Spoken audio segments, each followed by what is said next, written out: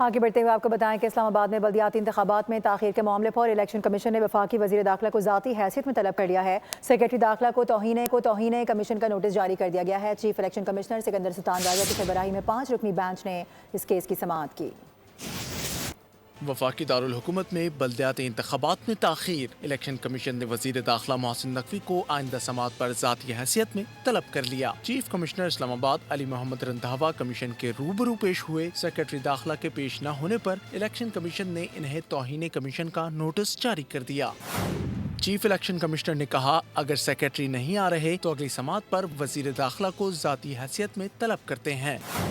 Election commission حکام کے مطابق اسلام آباد میں حلقہ بندیوں کے لیے ڈی مارکیشن، نوٹیفیکیشن اور ممبر یونین کونسلز کی تعداد درکار ہے۔ سماعت منگل تک ملتوی کر دی گئی۔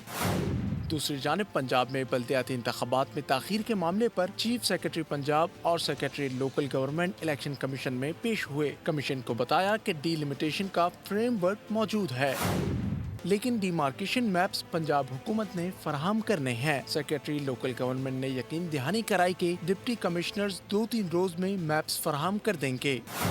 چیف الیکشن کمشنر نے پنجاب حکومت کو 1 ہفتے کی مہلت دیتے ہوئے ہدایت کی کہ 12 مارچ تک تمام ڈی سیز میپس جمع کرائیں۔ بصورت دیگر ہر ڈویژن کے ڈپٹی کمشنر کو طلب کر کے روزانہ سماعت کی جائے گی۔ سبسکرائب کریں اور بیل دبائیں تاکہ کوئی خبر رہ نہ جائے۔